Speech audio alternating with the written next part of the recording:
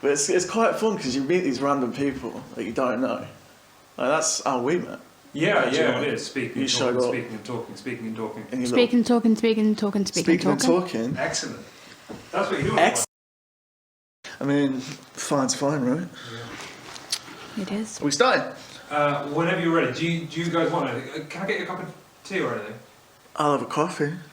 Right, in that case we're not starting until I get a coffee. If you guys or if it's like a pain in the arse, you don't have to. No, it's all good, it's all good. Just stop being asleep all day. He's got his fridge now, so it's like a dream come true. He loves it. That's all you need. I can give you a beer if you want it. Oh, I'm good with coffee, thanks. Yes, cool. I'm trying to quit drinking. I literally have quit drinking, that's another thing. And I have not. Black or white? Black, like myself. Cool.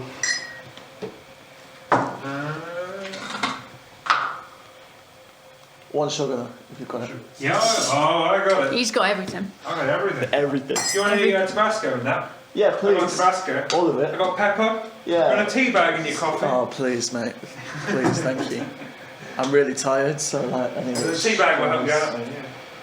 Humanly possible. Put it on my Somebody eyes, told me that tea had more caffeine than coffee. Less. And I don't know if it's true. Yeah, it has less caffeine. No, apparently it has more tea. I don't believe that. That's what I said. I'm gonna look it up. The game. What, is in the rapper? No, as in the game. As in you lose the game. What was the game? If you think about the game, you lose the game. What? Coffee does have more caffeine. I've been lied to. I'm really upset that I've lost the game. Yeah, you should be. What you need to do is wait half an hour, then tell everyone you love. Because I lost the game. Mum lost the game.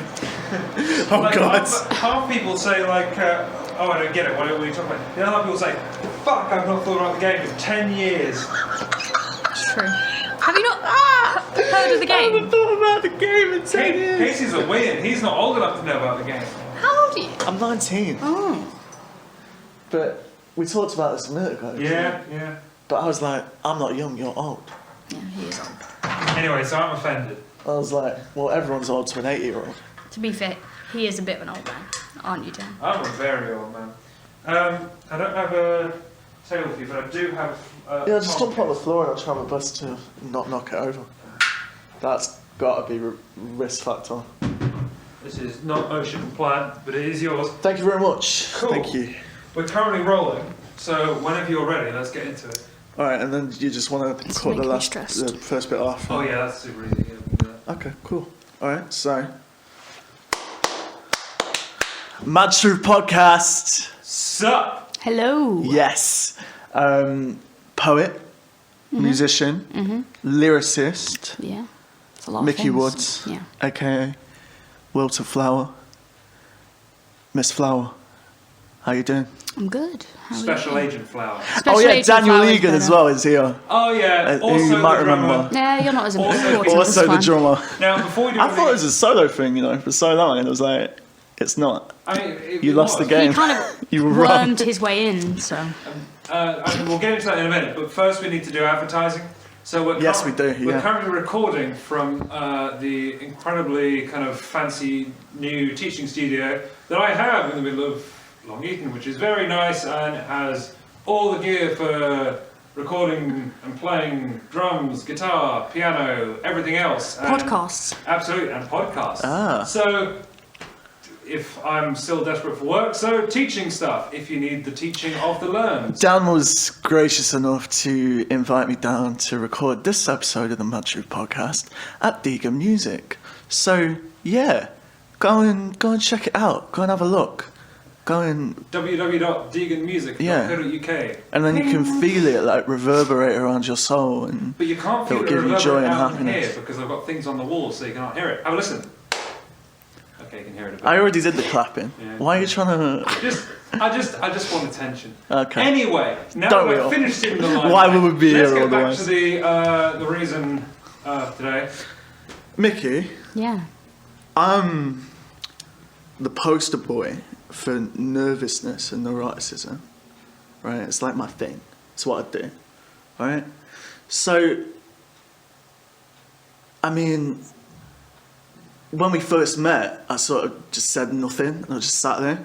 But I just want you to know that I think you're really talented, and I think you're really cool, and I'm really glad you would do this with me. Yeah, absolutely. I mean, I heard your one with this guy, and This guy? Yeah. Whoever it is. No, I'm still not really sure who he is. My contract. Who are you? My contract specifically states every time I'm referred to, you have to repeat my web address. Anyway, staying on point. Yeah, so... We're on me right now. But Back to This is a clusterfuck already. I love it. Back to Wilted Flower. This is the thing about Mad Truth, right? Because it's like anything goes, and I just love it. Because it's like literally chaos, mayhem. Skip to 40 minutes and 35 seconds for the fist fight. True. You don't know there's going to be a fist fight then. 40 minutes, 35 Oh, seconds. Jesus. Who even asked him to come? I'll just be off in the corner like training. So yeah, I mean, I wanted to talk to you, right? Because I think you and I are quite similar in the fact that we're both a bit nuts. Yeah, absolutely. And we've transformed or transmuted our nuttiness into making beautiful pieces of art. Yeah, right? absolutely. Or trying to. I mean, Well, that's the ideal. yeah. I mean, the name of the project was like the first thing that struck me really, like Wilted Flower, right? So it's like a flower, nature, Yeah. natural order of things. And then like, was that a conscious thing on your part? Or? Yeah, yes, that actually came from my first poetry book. I put it in Did I like put poet right in? at the start. Yeah, you did. Yeah, okay, cool. Literally on the first page, it says, "I feel like a wilted flower. I was once beautiful to someone, then I died inside." And that was like the first part of my book. And then when it came to like choosing a name, because I used to just be under my name, I was like, I don't know, something doesn't feel right about that. So I thought I'd like switch it up, and I was like, I don't know, I don't have a clue. And then that just kind of came into my head, and I was like, no, that is how I feel. So Yeah, it's funny that, isn't it? When things just occur to you. I mean, I'm walking around in the world all the time, right? And I've got all these thoughts and ideas like swarming around my head. Like, what, Dan, you know about swarms? What things swarm? What is the metaphor that I'm trying to go for here? Bees, wasps, I don't know. Well, now you're talking about, ideas and that kind of thing. I was in I saw the Mancunian writer Jeff Noon do a... Oh yeah, Jeff Noon, Jeff yeah. Noon's amazing. I don't know, no clue. Oh, Jeff. okay. He does weird books about music and like rave music, and I don't know where it like, but also drugs and other stuff, and it's super weird. But he's like a fucking weird. Are we allowed to swear on this? I can't remember. Who gives a fuck? Okay, he's a very weird guy, and there's an interview with him on YouTube where he talks about ideas and like how like a teeny tiny thing can capture your imagination, and like if it captures your imagination, it's a good idea and you need to follow it up. Yeah. But like when he was a kid in this interview, someone wanted to trade. They wanted Jeff Noon to give them their pen, and he would give them back his invisible watch. And Jeff Noon's like, "Wow, I give you my pen, and you're going to give me an invisible watch. This is amazing." And like, clearly he was being bullied, but he just thought it was the coolest thing ever. And it's just like, An the invisible weirdest watch. thing can strike you, and like as long as you get kind of hooked up on it, it's like, yeah, it's a cool and useful idea. But the watch was not actually a watch. It's an invisible watch. So there was no watch. No, absolutely not. He just got a pencil. To him, there was. Exactly, it's a cool, weird idea. This was like when I was a kid. Like he talked about like one of his books. He saw like a book cover in a store, and he misread the title and accidentally wrote a book about misreading a book title. Like, To be honest, I would do that. I would do that. I think he said something else, and he. That's amazing. So this whole thing came from just a mistake. Yeah, or not even. That's Yeah, amazing. well, in that case, yeah, but just in general, like ideas, Yeah, I mean, one of the catching things for that it I've been that way. thinking about lately is, I'll tell you a quick story. So I was walking through the world the other day in town, and I see these like evangelical Christian types like on the street, just standing there. They weren't even preaching or anything. I felt like cheated. Yeah, a little bit. Right? You got to get your money's worth. Yeah, Well, I actually didn't donate anything because I'm a sinner, essentially. That's what I am. I'm a dirty, dirty sinner, right? That's the only reason why I'm here. Anyway, so I'm walking along. They're there and they've got this massive sort of billboard thing saying, what was it saying? The search for truth. And I had a premonition, I had a vision of my younger self running up to him and saying, "What do you mean? Yeah. When you're searching for it, how do you know if you found it?" That's what I want to know. Yeah. So I wrote this thing down on my phone, right? Which, if I could find it, right? It was like one of the things that I wanted to bring up as a discussion, right? Because it's something that I've been thinking about a lot, and you do this quite a lot in your what's your album called? Crow in the Dark. Yeah, so that's another thing that's like beautiful and amazing. It took me a solid 2 weeks before I was like, "Grow in the dark." Oh, glow in the dark. Oh, I'm that's glad it punny. took you that long. I like that. So it's like, how do you reframe an idea that's been done a million times before in a way that seems like it's new and original? Yeah. So one of the things that was interesting to me about your work was the way that you talk about your state of mind and your sort of mental health, especially, which is what this is about, and sort of in a poetic sort of way. And you look back over the course of human history, and there's so many artists that have incorporated themes of sort of depression, and so you can go like Sylvia Plath, Kurt Cobain, like, and just countless people. So it's like, how do you reframe that idea into essentially what would be something new and fresh and exciting? And I feel like what all art is trying to do really is communication. Yeah. And that's what music is, really. So when Absolutely. you're on stage and you're performing, then you're transmuting a part of yourself into the crowd, right? And it's like, this is Yeah. me, this is what I have to say. Yeah, absolutely. And that is like the key part of like everything that I do. But I think it's really interesting that, because obviously it has been done like so many times, like you were Yeah. saying, by like throughout the whole of like time, really. I think one of the things that I do to keep it kind of like raw is like I don't try to turn it into anything at all. I just You just like it, whatever like, it is. this is what's happening, and I try to not spend too much time, especially with my lyrics and my poems. I spend a lot of time, like, if I'm in that place and I have that written down, okay, and that's it, and it's done. I don't You don't go redraft over at it. all? No, Neither I do don't I, to be redraft. honest. Because like we were talking about earlier. I think Effort. that, yeah, and also like, I think that just keeps it how it is in that. Do you think, moment, and this so- is not saying that what you do now isn't good, because it is, and I think, it's really good, but do you think that if you were the kind of artist that sat over your notes sort of all night and all day, scribbling out things, putting a different word in there, rephrasing a certain phrase or whatever, do you think what you do would be better off for that? Or do you think that it's better and it's just raw, unadulterated? Yeah, I think formal? probably commercially, if I was to be aiming for that as a career, yes, you would obviously Can you have see to yourself as a refine pop things. star? Do you see yourself Absolutely as... not. That's that, and that Yeah. just hasn't ever really been my intention. My intention has always been raw and honest, because I don't think too many people are like that. Like how we were that's talking about, great. a lot of people are like, oh, well, that has to be a certain way. And I think obviously everybody has their own experiences and everybody has their own truth. And I think by candidly telling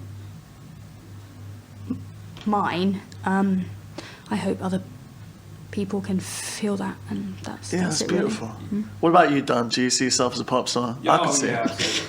I can see it. There was a famous writer, and I don't remember who it was because I can't read, but there's a famous writer who said, write drunk, edit sober, which I think is, it's kind of bit of a kind of counterpoint to that whole process, where rather than just never edit, because then you're changing the original statement, which makes it an inaccurate representation of the time.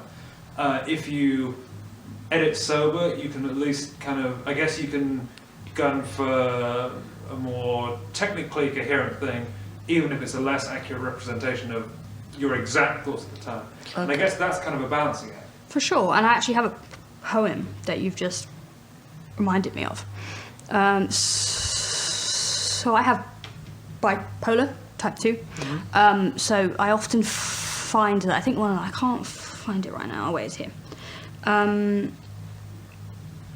So kind of goes like when I can find while you're kind of getting that up, the thing that kind of strikes me is that the perfect is always the enemy of the good, and it's so easy to get caught up rehashing and redrafting and fixing things rather than just releasing something, accepting it on its merits and its failings, and then doing something else and trying to make something slightly better next time.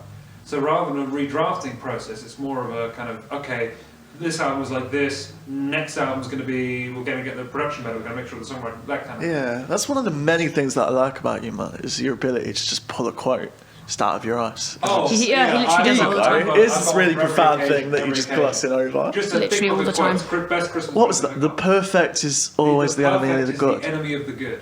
Yeah. Wow. But I mean, that's not something like that. That's not something that I ever came up with or even kind of particularly followed. But I think you stumbled upon the exact same ethos on your own. Yeah, absolutely. I can't find it, but it basically went something along the lines of like, so I write things down when I'm low, and they don't, and they're often just kind of all over the place. And then when I'm high, I also write stuff, and that neither actually really makes sense. I have to be in like a quite specific place for it to write, but I still keep those two things. Do you have to be in a specific place for it to make sense? I think it. So if you come up with something, I mean, this is the case for me especially, is that oftentimes like my state of mind or my headspace or whatever will change and shift, and I'll be coming up with new concepts and new ideas all the time. So I think as a creative, it's like really hard to sort of carve out an identity for yourself, because you're always changing, you're always on to the next thing, and you're always, so when you write something and you look back at it, say like 6 months later, you're a whole new person. Yeah, exactly. Right? Yeah, and I think that's why it's important, because I do keep those things and they do kind of make sense to me, but I know that they probably won't make that much sense to other people. But I don't it does that. mind. That's the amazing thing is that it makes a completely different sense to other people. Exactly, and I that's what makes it guarantee magic. you that every gig you do, more or less, and correct me if I'm wrong, right? Because I haven't come see you play yet, and I'd like to, right? But dates. When are we playing? My diary's on the table. I am playing Leeds. You're playing, yeah. I'm playing Leeds next week. The week after. When am I next playing? I'm Nottingham. checking my diary literally March the as we speak. 1st. March the 1st. I don't know what I'm doing March the 1st. I know what you're doing. You're going to come see All me right, play. okay. Fair enough. Yeah, what was it saying, Well, Daniel? we were just talking about making sense, and you said you don't care if it makes sense to other people. You said you don't care because it makes sense in a completely different way. And I'd say that for that exact reason, you should, you never really want to deliberately try and make sense to other people. Exactly. Because if it doesn't make sense, human beings will want to try and make sense of it, find method in the madness, so to speak. But that's the thing, I think. So that they'll project their own thing onto it. And if you don't so explicitly say, everything is like this, then everyone's going to find something in there that they can pick up on. I think That's also what I was going to say. There's always someone. Some things I don't think, have to be made sense of. I think that's also important. Just like things don't have to be made sense of. Casey knows full well, I'm a big fan of it doesn't need to make sense either. Yeah, absolutely. Like, it really doesn't. But it doesn't matter if it makes sense in like in a tangible, linear way. it's all about feeling and all about emotion and all about intent, right? So if Yeah, you do absolutely. a performance, I guarantee there'll be someone in that crowd that vibes with what you're saying. Absolutely. I and don't think I've relates ever to something that you're saying. played a show where somebody hasn't told me that, which is really, and that's always just been something that I really appreciate. And how long have you been performing for? Performing since I was about 16, so. All right, so 16, years. you're 22 now. 22, yeah. 6 So years. that's maths of years. Yeah. And 6 years, yeah. That's at least 3 years. That is that's- at least and some every years. single gig you've done, Yeah, someone's yeah. come up to you and been like, I've hey. always heard from someone that like, yeah, that I kind that they kind of understand, and obviously they understand in their own way, and like something Yeah. that I've said they're able to hold on to and be like, well, I think I felt like that, but I guess it's how you interpret it, and I do that with other people's music, and I think it's really incredible how you won't ever really know for sure exactly what somebody else is trying to say. And Yeah, I that's think beautiful. always That's important. like it's the beautiful thing about I think music, especially, right? You were talking about that in the context of you particularly name drop Sylvia Plath and Kurt Cobain as kind of artists trying to kind of express emotions. Like, I mean, it goes a hell of a lot further back than that. And I would say that, you know, we have more laptops now than we did about 1,000 years ago. Yeah, we're Really? recording on one right now. Absolutely. Do we have more laptops? Exactly. We've It's got funny, at that, least isn't it? one more laptop than they had 1,000 years ago. They didn't have the internet. This is back. Yeah, this is In yeah. your This is day. back when I was a lad. It's funny because there's a running joke in this room that Daniel Egan is actually an old man.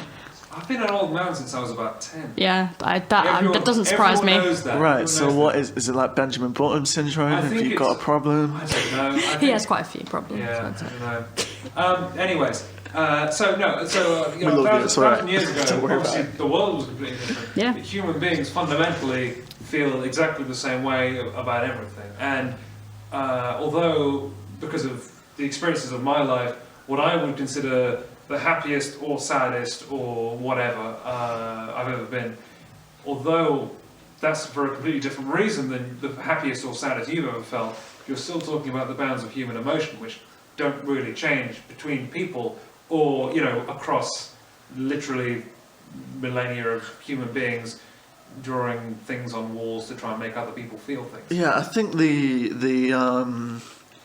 the hallmark of sort of health and doing well is balance, right? So I've got a friend in London who's a therapist, and she once told me that, Casey, you've got no balance in your life. You need balance, you need balance. And I keep hearing this over and over, balance, balance, balance.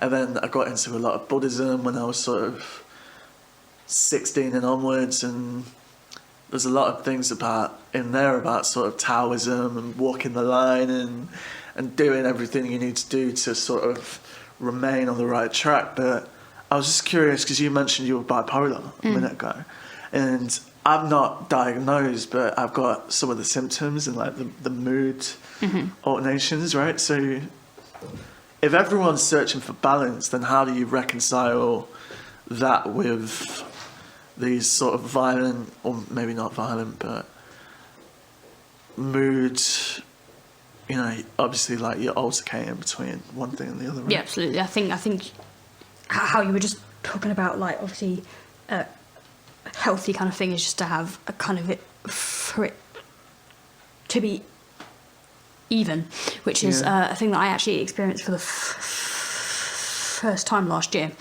Because when I was actually diagnosed, I'm on the right tablets now and everything, and I think that was the first time that I actually got up, and I was like, I just feel okay. Like I don't feel happy. Like I don't feel sad. I just feel okay. And What it was was that like like? honestly the happiest I've like ever felt in terms of like peace, as opposed to, That's because obviously amazing. I wasn't exactly happy, but that's what, I don't know, it's really hard to explain, but that was... You were just that on was, a level. Yeah, which was weird, because that obviously when you've only ever experienced the highs, you know, and the lows, it's really just comforting, actually, and I was just Yeah, that's amazing. smiling then, yeah. Okay. But yeah, before that, yeah, it did just feel like I was either kind of like floating either I too always high think or too low. it's quite. Artist types are usually quite volatile anyway, Absolutely. and usually quite explosive personalities anyway.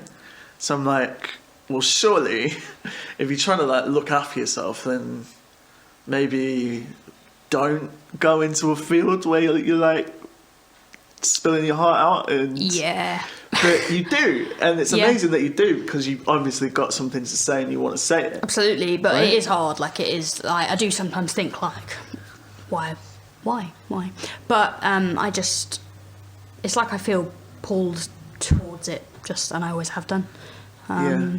Just, And that's the thing I feel is like you have to follow your dream or your intuition or wherever your soul tells you to go, right? yeah, for sure. I think that is just why honesty has always been something that's really The best policy. No, but in a sense that, like, I think a lot of people kind of change themselves, and I mean, I have, you know, plenty of times where you kind of like change depending on who you're with. I don't know, out of like fear that, you know, you aren't going to be accepted and stuff, and that is something that I'm trying to combat, and that I don't do now as much, because I think everybody's so unique, and I think, you know, if we're all just a little bit more there, then yeah, Okay. I think it's better. I was going to say, like, why should you give a fuck? Right? I was in a place recently, last week actually, where I was with some friends, and there's maybe 2 people in a room of like 10 people that I actually liked. And I was just in there like, what am I doing? you know? And they're talking about things that I don't care about. They're loud and obnoxious, and I'm like, get in the bin. Yeah. Why? Yeah, exactly. And I'm just there like, okay, I appreciate 2 of the people in here on the level of you're human beings, and not like I'm treating like the other people in the room like subhuman scum, but like, you know. But no, I'm not doing that. But yeah, there's a little part of me that's like, Case, what are you doing? Like, leave. Your talents lie elsewhere. You have other things going on in your bubble, in your universe. There's more than this. Yeah, absolutely. You know. So is that what you're looking for? I mean, you just said that perfection is the enemy of anything that's good. The perfect is the enemy of the good. I'm very sorry. Well, but, Nail me to the cross, please. I mean, I can honestly go, and Mick knows this, Mick's seen me do it. I can go for a solid half hour on the difference between perfection and the perfect. Semantics, it's all good. Yeah, I know in terms of kind of being honest and the decision to be honest, like, trying to figure out where to pick this train of thought up because I'm about 5 minutes back in the conversation. But like, if you're talking about kind of deliberately trying to craft your identity in a certain way, I mean, it's kind of impossible because there are so many factors involved in the forming of your identity that are totally out of your control, at the very least unconscious factors, you know, or overt influences in your life that you had no say in. Then it's kind of, to me, it seems kind of redundant to talk about trying to craft and develop your identity in a certain way, because the best you can really do is craft and develop your aesthetic, which would then influence the kind of people who... How do you mean it's aesthetic? Well, I mean in the sense that if I walk around wearing, all black band shirts, you know, that kind of thing, and fit into the goth kind of look, then I'm probably more likely to hang around with goths, which means, I'll probably start listening to these bands and talk like this, that kind of thing. But as far as trying to change the content of my character, like in anything less than literally like the course of a decade or something like that, it's really, there are so many external factors that you can't control in that. just the way you interact with other people in the world, and then the other people and the way they interact with you, which you have, really, really minimal control over. So when you're talking about kind of crafting in a certain direction, or whenever I see that kind of argument come up in the context of music, it always seems like an incredibly surface level thing. Oh, it is, and it always is. I think it always is surface level, because, like as you said, you can't change things like that you kind of are, really, like the subconsciously as well, like you were saying, like it. You just can't. So I think it has to be. You can, but it takes a lot longer than even like a year or something like that. So anything else is just marketing. Well, you reckon that in I don't know, for argument's sake, in 6 months' time, you could completely change your attitude, not just in the way you interact with the world, but the way you are internally, which informs the way you interact with the world. In a short space of time. I think people, and this is something within my own head, that I'm a person full of contradictions, right? I say one thing, I actually mean this other thing, and then I actually really mean this other thing that I'm not talking about, and it's just a mess, really. But my thing is that I'm a control freak, pretty much, and I'm trying to constantly get to a point where I'm like, did I tell you the story? Like, one of my first memories, I think I mentioned this on the last episode actually, is one of my earliest memories was being in a traffic jam as a kid and seeing just cars for miles and miles and miles. We were on a motorway at night, and it was quite like, I think about things a lot in like images, right, mentally. So it's just cars for miles and miles and miles, and I just remember being like livid and like actually enraged because I saw the whole motorway, it's like a race. And I was like, well, it's not, right? But I was so annoyed because I wasn't anywhere near the front.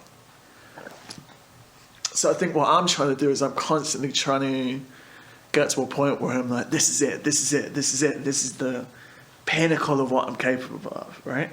And I don't know whether that's insecurity in myself. I don't know if that's because of the environment that I was brought up in, that I'm sort of navigating my way out of now, but it was sort of abusive and toxic and sort of miserable. It was all right as well sometimes. That's what I mean. You have to sometimes learn But if you're basing your identity on, I mean, this is something that I realised very, very recently in a very painful sort of way, was you associate yourself with everything bad that's ever happened to you. Yeah, absolutely. And you carry it around with you like a bottle of water. Don't you judge my bottle of water. And you just carry it around with you like all the time, and it takes a toll, It's like heavy. The thing is, I think it often clouds things up. Like, I think that is a little bit of an overused kind of phrase, but it really does. Like, the horrible stuff often clouds things up so much. Yeah, it's that like it often makes it really, right? yeah, then it makes it kind of often hard to kind of think, right, okay, but also there was this. And you kind of touched on something earlier about how you're talking about like the pinnacle of like what you can like achieve, and I think we were talking about this the other night, how you can just always improve, just in every single kind of sense of the word, and you can always, sure. There's always more you can do, and that's something that I've been kind of thinking about kind of lately, is that I'm just always just trying to improve as a person and kind of like expanding my view on kind of everything. So I think I've spent quite a lot of time surrounded by such closed minds and such like narrow views, and I guess when I was a kid, and that was kind of just how it was. It was really interesting to me when I got a bit older and I was kind of able to form my own sort of things, and how hard it is to actually learn things like And did that open up the world for you in a way? Oh, absolutely. Like, yeah. So Completely. you're living in this like bubble, and then the bubble pops, and Yeah. you're like, oh, there's this whole other thing. Things exist, yeah, and then that's how I kind of just educated myself, and I'm going to talk about queerness. What a surprise! Excellent. But just from Have no like, fear, gayness is here. but just from like spending a lot more time with kind of like the queer community as well, like has just really expanded things more, and I'm always so eager to learn about how other people experience life, because I don't think anybody experiences it like somebody else. That's the weird kind of like, not the paradox, but like we were saying earlier, you know, my experiences are completely different to yours, but the way I feel about them is exactly the same. Yeah. Or at least, you know, my happiness is the same as your happiness. But then also, I think you're completely right in that, you know, any one person's experience is completely different of everything, insofar as the way they engage with it. Completely, yeah. I don't know. That's what I mean. I think we can always learn, and I think that is just incredible. Like there is not a single person out there who knows everything, and I think that's awesome. I mean, as with so many things, I view it as a negative rather than thinking, oh, we can always improve. I'd rather look at the other way and think, actually, complacency. It's that goth aesthetic, man. Pardon? It's that goth aesthetic.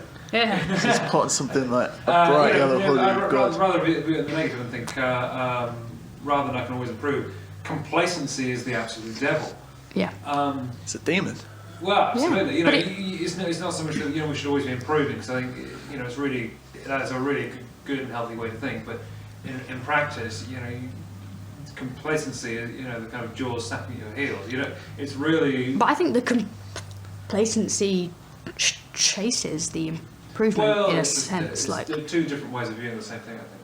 But I mean, you know, in terms of everyone kind of experiencing things and engaging with them in a completely different way, like you can kind of, you know, no one really learns the same way either. No, you know, that's kind of my experience as a teacher is, however you try to get something across to the student, you're always wrong every single time. So you've explained it about 5 different ways, and suddenly it's the 5th way they're like, oh yeah, that makes perfect sense. Yeah, well, I just said that. Why is that, do you think? I don't know. Well, it's just, I don't know. I haven't really. So it doesn't click with you until you're presented with the information in a certain way, framed in a certain way that you understand it. You know, visual learners, kinesthetic learners, that kind of thing. But I mean, you were talking more broadly about, you know. But it's the same with life as well. Like you get to a point where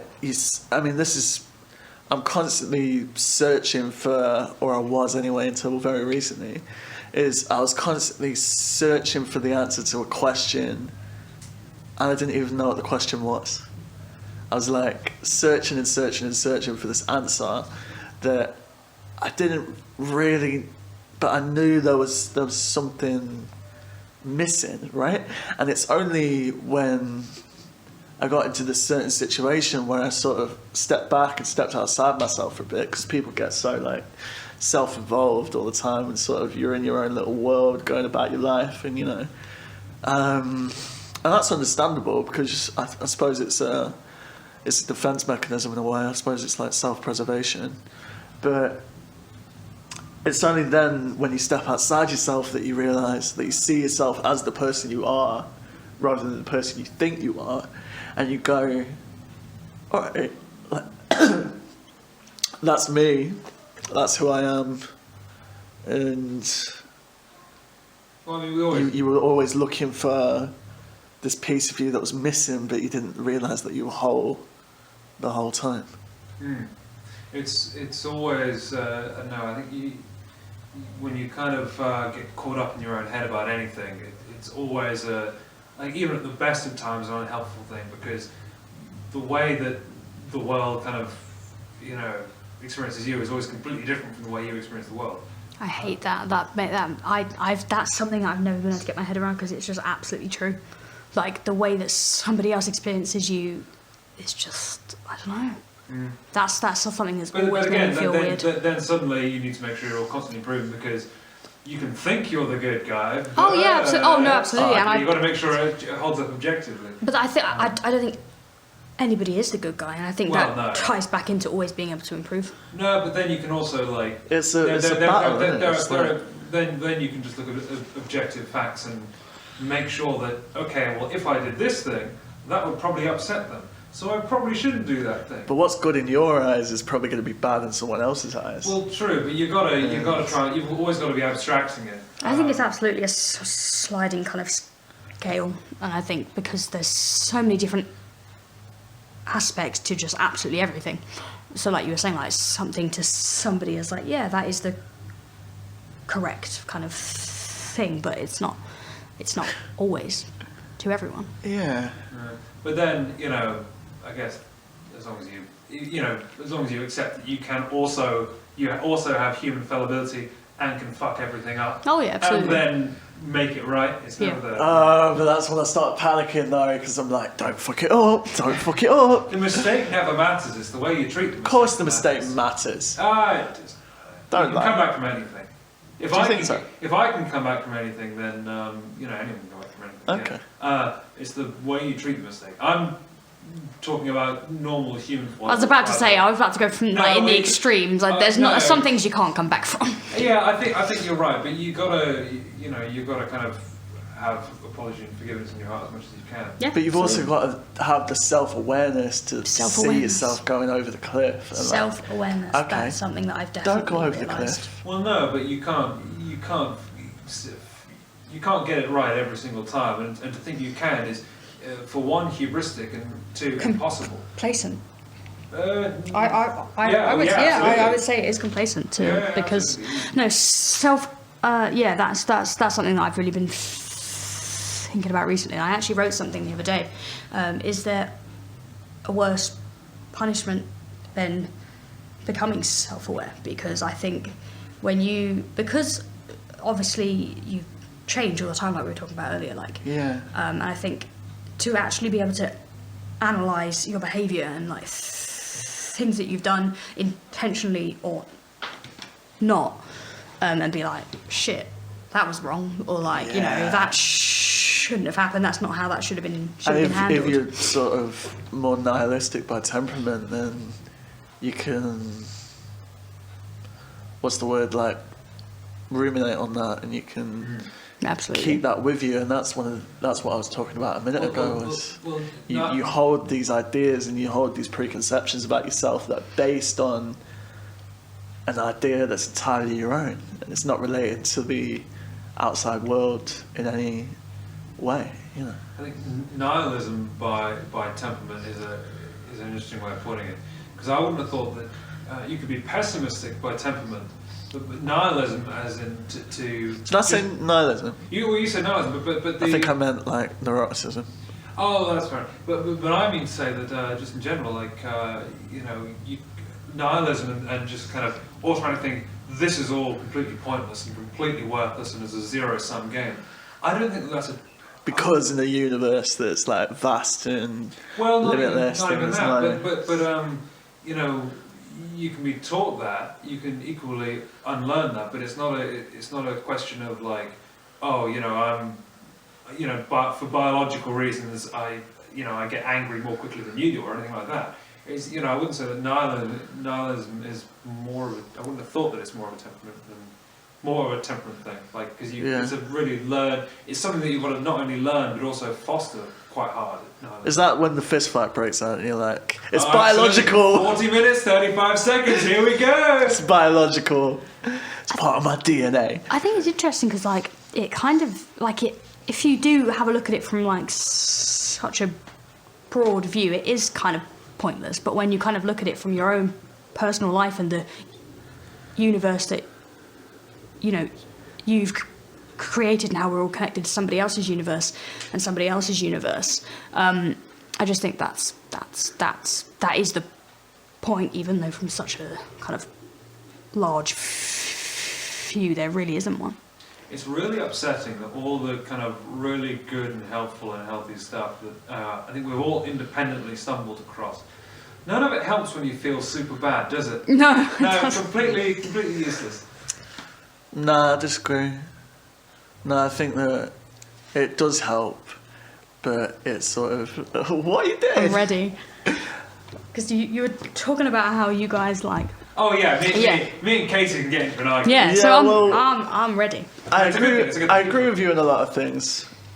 I disagree with you on a lot of things. I think that it does help, but it only helps because you come to a realization of, with the increased self-awareness, you sort of have this revelation, right? And a lot of the times when you find the truth about a situation, the truth can be sometimes painful, right? So like earlier when I was talking about them evangelical Christians, I was like, I wanted to go up to them and be like, you can't handle the truth. You don't know what it is. How do you know? How come you know, but like everyone that's, you know, Islamic or Jewish or, you know, so you're searching for this thing. You'd be searching for some kind of meaning in a universe that's presumably infinite, right?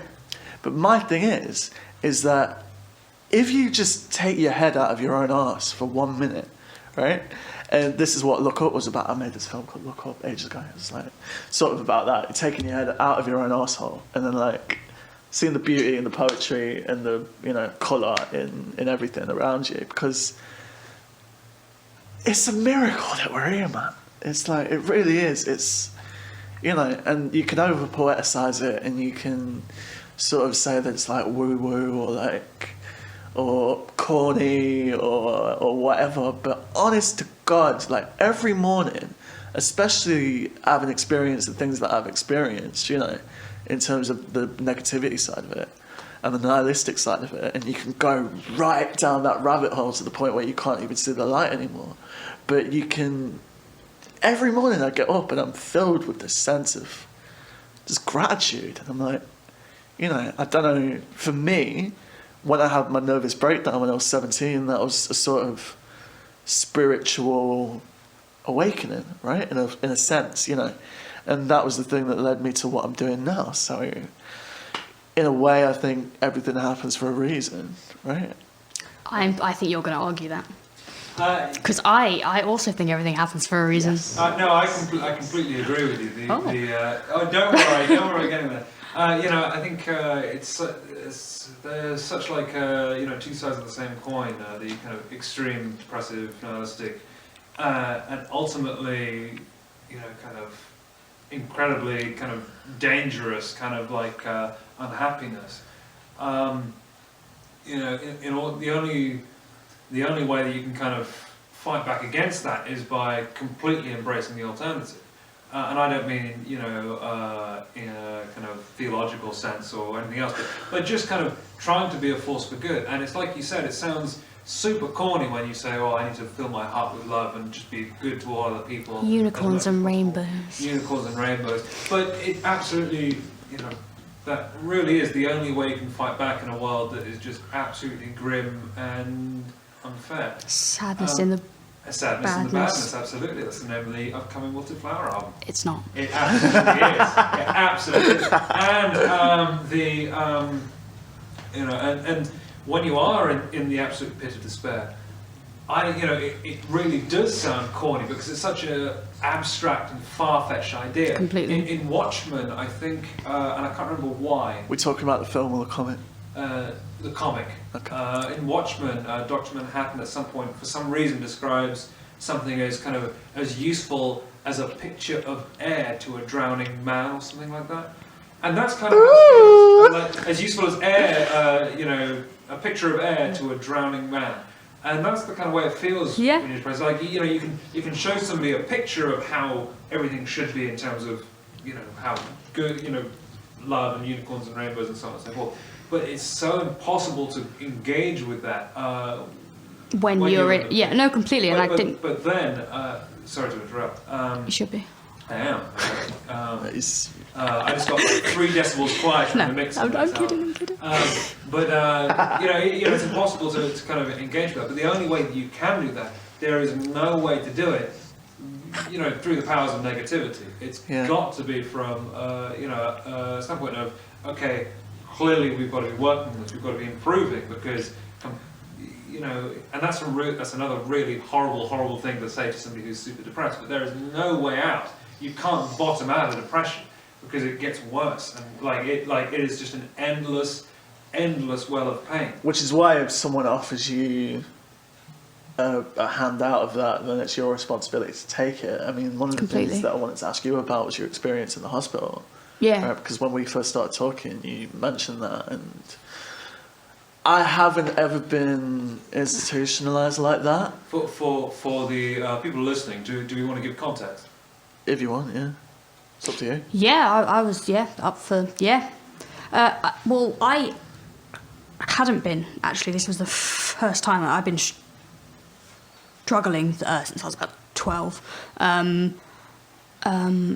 so it all just kind of came to a head last year, and kind of how you were talking about when you are in that pit, and in the kind of experience that I had, I was asking for help. Like, I was really actively asking for help because I don't want to go too much into it, but my dad, who also had bipolar, he was the complete opposite, and he wouldn't ask for help, and he wouldn't accept, and ultimately it killed him. So I've always kind of had that in my head, like, right, I need to, if the hand is there, I have to reach out for it. But it kind of got to a point where I just kept kind of asking for help, and it just really wasn't happening. So I guess when you've tried to kind of combat that, and it hasn't been successful, it's quite hard then to be like, well I'm not sure how to actually get out. So that obviously didn't end very well. Well, yeah, I mean, the whole thing did end pretty well, because you ended up on the you're Bad here Truth now, podcast. Hey! Well, exactly. But yeah, so that's the goal for that's it now. I've peaked. Well done. That kind of very grateful. Thank you. ultimately ended in a trip to A&E, which ended in obviously being in hospital for 2 months, which was the hardest thing I've ever done in my whole entire life, but also the most helpful thing I've ever done, because obviously they were then able to actually help me, which is all that I'd actually been asking for. So I've never been institutionalized like that, but I have had periods where I've just totally lost my mind completely. And I've, we were talking about demons earlier. Yeah. I was like, all right, Casey, have you ever seen a demon? Well, sort of in the sense where it's like metaphorical. Yeah. But when you're in that state, it's like it might as well be. Yes. Oh, absolutely. So like completely. I went to, getting like candid about it. I mean, I tried to. I basically made a suicide attempt last year in November. Right, and I go to the doctor, and I'm sat with it's so funny because I'm sat with the head of the GP, the surgery, right? And I tell him about everything that's gone on in my life, and he's like, I've had this conversation with 5 different people this week. And I'm like, that's insane. And then literally he turns to me, this professional dude, the head of the and we're best friends now, by the way. Like, me and this doctor are like this. But he turns to me and he goes, your generation is fucked. And I'm like, oh, great. Thanks, doc. Cheers. So yeah, it's like I've never been in a state where I've like actively had to go somewhere else, even though oftentimes I just want to go somewhere else, right? And oftentimes it's like mental. Completely, and that kind of ties into obviously not having the actual help out there.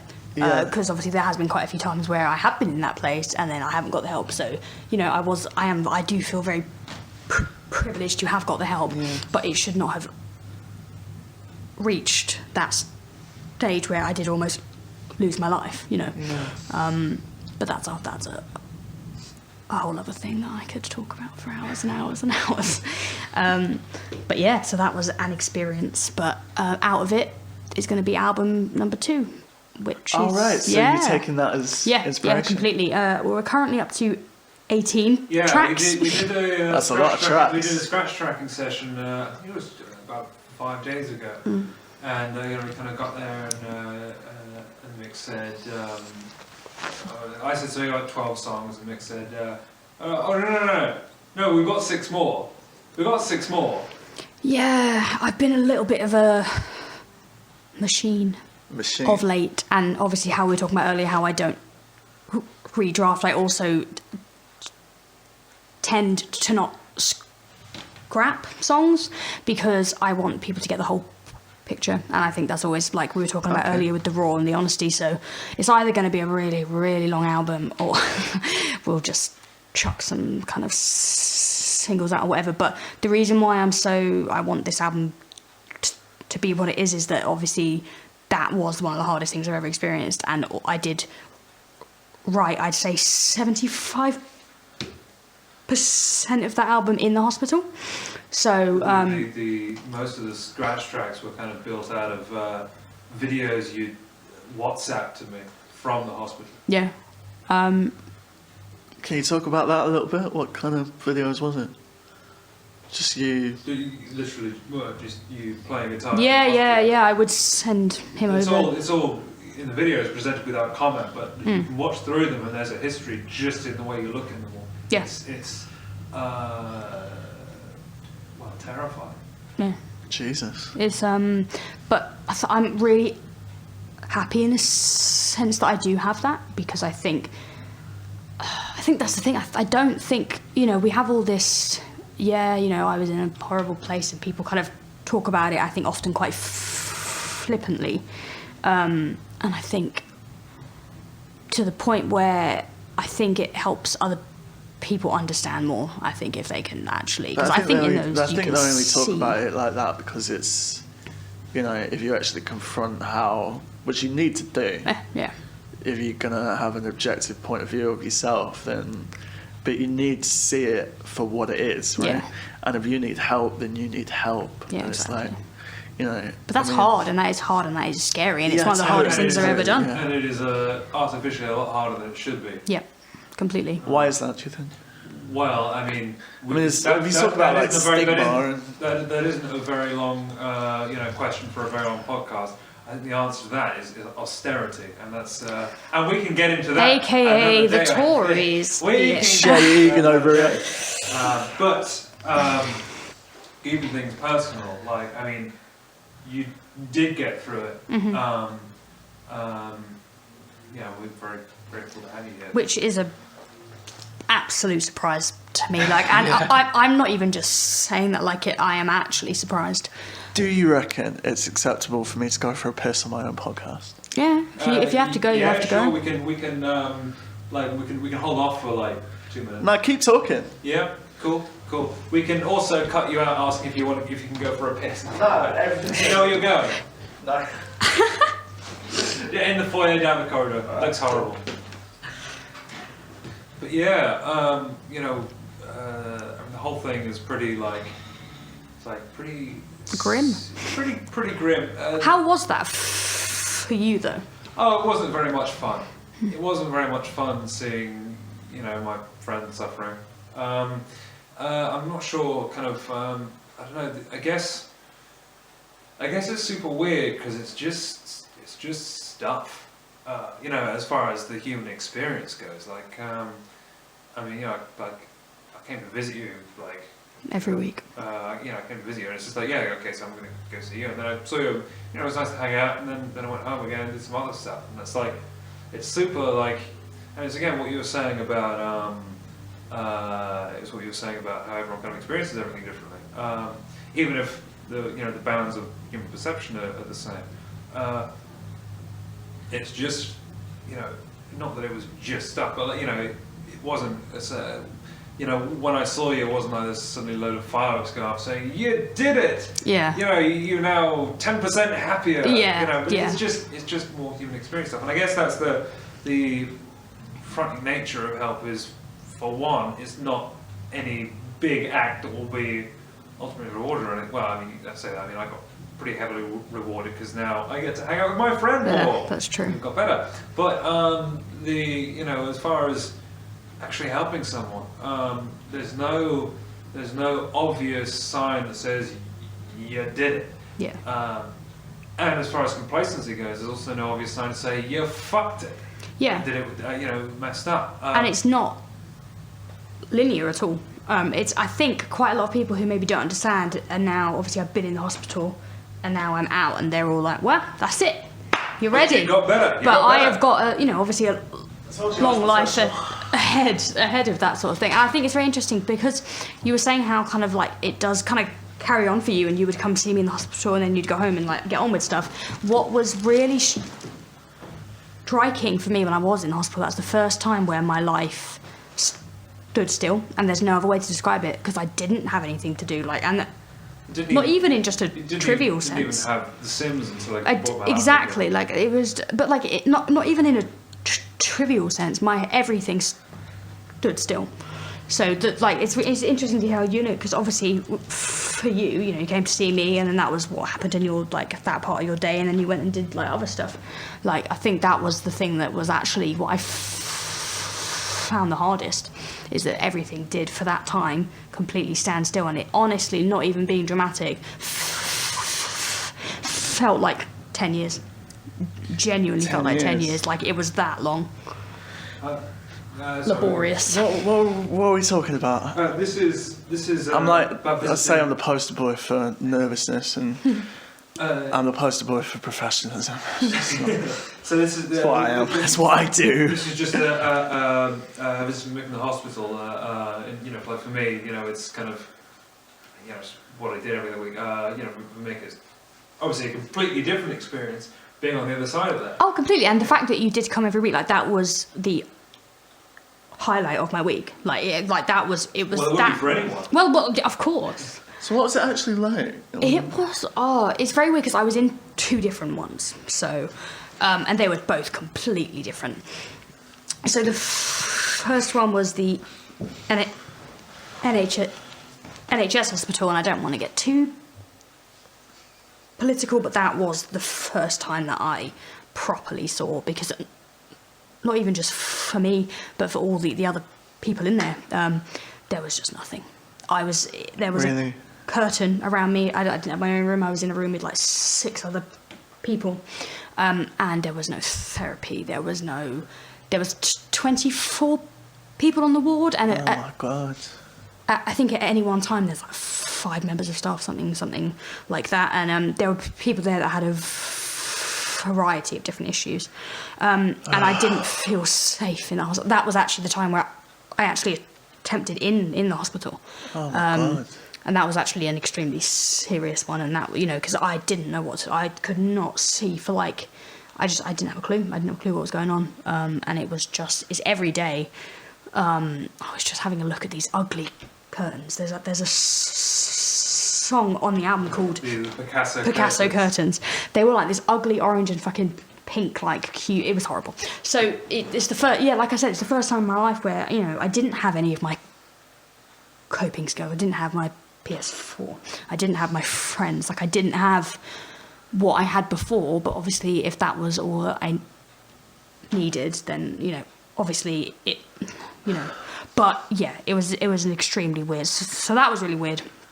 And then I, through my job, who were absolutely like incredible with the whole thing.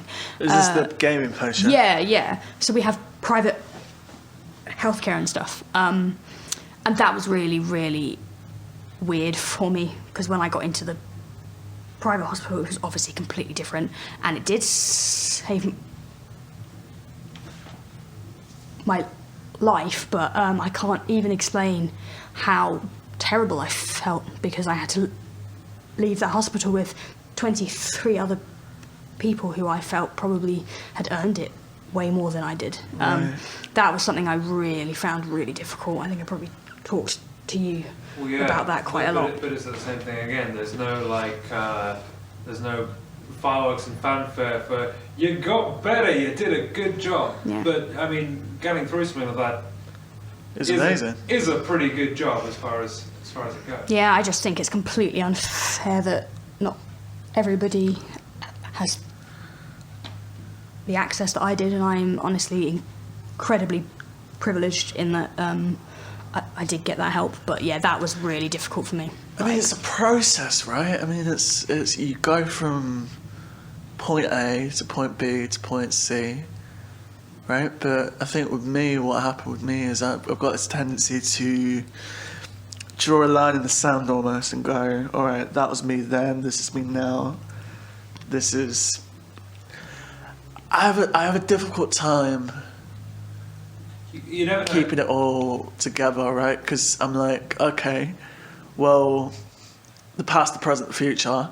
I used to think that the past was the present and the present was the future, right? It was like this continuous, long, stretched out, and I was trying to, like, memories and thoughts and ideas, and you've got to just learn to let things go, I think, and you've got to just... You never really know how you're going to feel about any So is that- thing until yeah, you sorry. have the context of... Oh, absolutely. So And when- I think it was how I'd obviously, I'm extremely anti-Tory, but you know, like to the point where I'd obviously heard other people say, you know, this has happened to me or this has happened to my friend, and to a point where you can empathise and be like, that's awful. But when I actually saw it for myself, Yeah. that how, you know, it was just, yeah, it was the most horrendous thing. It's my heart hurt, like, because when I got to the other hospital and I was like, you know, it was really nice. There was therapy every day, all day, every day, and everyone was kind of all getting the help that, you know, obviously They need it. everybody should have. Yeah. So I think it is a hard one, because obviously I don't think I would still be here maybe if I hadn't got the help. So it's a really weird one, because obviously I'm, you know, happy that I am here to a certain extent. So are we. But it's also very, very hard to be like, you know, there are so many people out there who are suffering, and I think that's a big flaw in me, that I sometimes get too caught up in that, to the point where I was like, I don't actually want to head off to this other place, because like it just feels unfair. So yeah, that was, I think that was actually the hardest bit. That's very empathetic and very, like, brave in a way to go to be in that state of mind and still be thinking about other people. It's kind of I think amazing. that's a pretty damning statement on you know if in that place the first thing you're doing is still thinking of other people. But I mean, the whole thing is super weird, because as you well know, whenever, you know, if you're super depressed, then you'll be a total, you know, be really awful to yourself.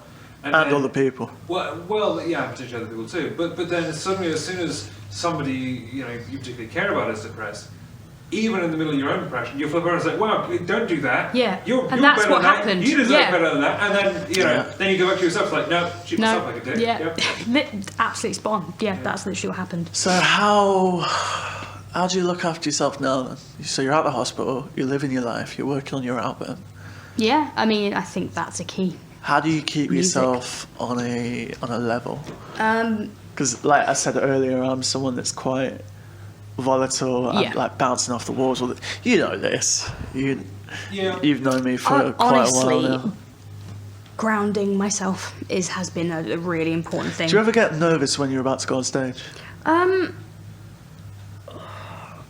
Not really as much now, which probably sounds really weird. Do you want me to answer this or not? Yeah. I mean, we've talked about this Yes. before. Yes, Mick gets nervous Yes. when they go on stage. I do get nervous, but I think as So do you soon ground as yourself? I'm on the stage, yeah, I'm fine. Great. Okay.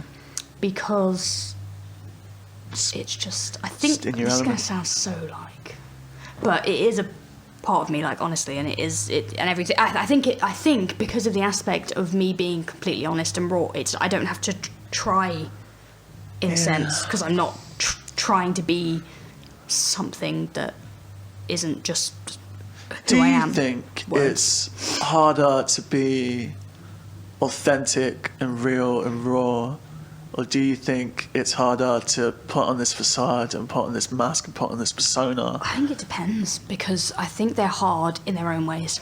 Having, like, kind of experienced the two, like, an example of that was at uni. So I was thrown into, like, this group of people who were just technically incredible at, like, singing and all these instruments and stuff like that.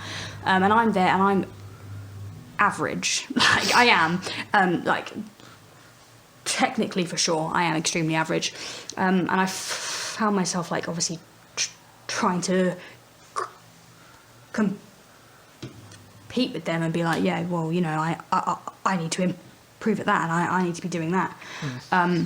But then I was improving, but not in a way that felt like who I am. I think that was the kind of turning point. But also on the flip side of that, being raw, open and honest is really fucking hard. Like it is really difficult. Got to be liberating though. Yeah, completely. And obviously, because when I am on stage, you know, there are some songs that are really, really hard, and I have to kind of try to kind of calm down in a way, yeah, for sure. But then obviously, like I was saying earlier, when I get people afterwards that, you know, even if it's just one person, they just say like, yeah, and that's how I feel, sort of thing. Then I think, I think this was right. And that's really cliche, but that is actually all I really aim for, and that is success to me. It's frustrating that the cliches are always so accurate. I know. Yeah. Is that? It's all good. It's all good. Keep talking. Yeah, no, 100%. Like it is a bit of a, you know, but like I guess success is like to other people, they're probably thinking, well, you should be on tour, you should be like being played all the time, doing things, and like it in order to actually be successful. But I do feel extremely successful because you're in that I've achieved what I wanted to. It's like doing what you want to do by your own standards. Yes, completely. Success to you. Success is finding your balance. Yeah. Finding your gravity. If only it were that easy. Yeah, exactly. Because it slips away so. And but it you sort can't of is though. pay It sort of is. rent with that. You can't. No, you absolutely Not can't. true. But that's why it's a balance, I guess. You know, if we're talking about, you know, finding that balance and then losing it, therein lies that complacency. You know, you've got to always be working to get back to that impossible ideal point where everything's finding it, and then you lose it, and then you work back to it, and that you're is constantly life. working towards that point. Yep. Not that you never have any problems, but it means you're better equipped to deal with it. And I think whether we agree or disagree on any of that, I think we've probably all got some common ground there. Yeah, for sure. Yeah. Please don't beat me up just because I don't agree with you. And if you wanted to hear that, you can scroll back to 40 minutes and 35 seconds. We're at 1 hour 10 now, by the way. Oh, yeah. Okay, do you want to start? Yeah, before we do though, should we kind of do the kind of lap around the room trying to figure out what it is we're plugging? Yeah, I mean, Madjoof, like the page, do all that. Oh yeah, I did have an announcement to make. We're releasing some, I say we. The royal way. Are releasing some original clothing designs very soon. Oh really? I didn't know that. You didn't tell me that. We'll put it, that I'm very excited about. This is something I conjured up with a youth worker called Errol about a year ago, who's like, you know, the closest thing to like a decent father figure I've ever had. Yeah, he's an amazing guy, but I don't see him anymore, sadly, because of funding. Hey. Ain't that the way? Anyway, so yeah, we're GT Leicestershire. yeah, I mean we're we're releasing them. I'm working on a couple of film projects that I wanted to talk to you about off air. We'll gossip later. Awesome. Yeah, that's me. Go.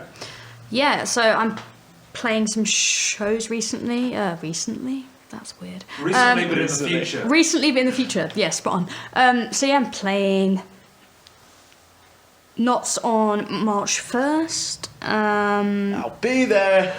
Yeah, you will. Depending on what I'm doing. More.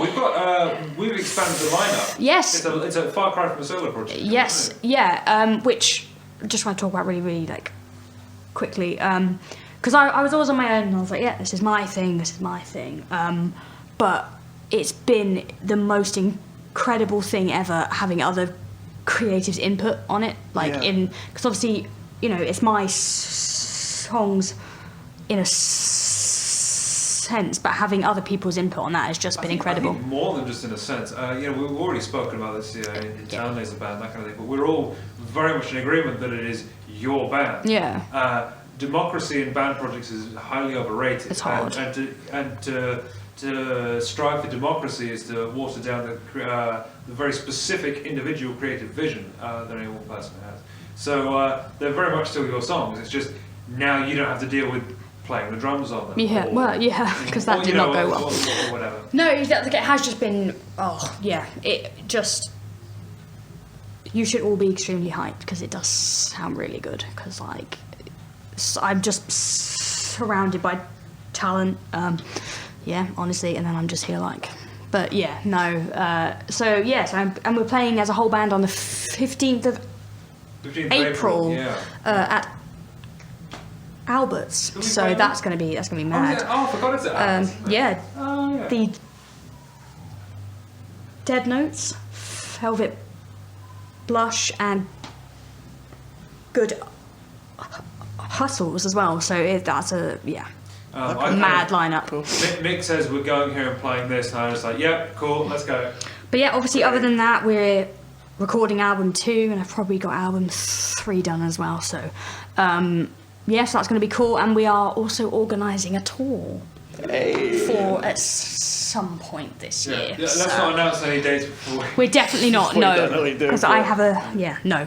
But it is going to happen. Yeah. So yeah, that's me. If anyone in the audience wants to follow Mick's footsteps and go from being a solo project to having a really good band who are really good, then the best place to start, like you did, is to pay me money to do drums, because I do money and guitar, and I think I do money. I do lots of money, not enough money, but lots. Okay.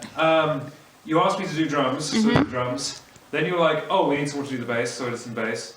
Then we ended up tracking some violin for you. And now I'm in your house. And now, not in a weird way. Literally now, guys. Roommates. So I do a lot of. I teach and session for guitar, drums, bass, piano. Show off.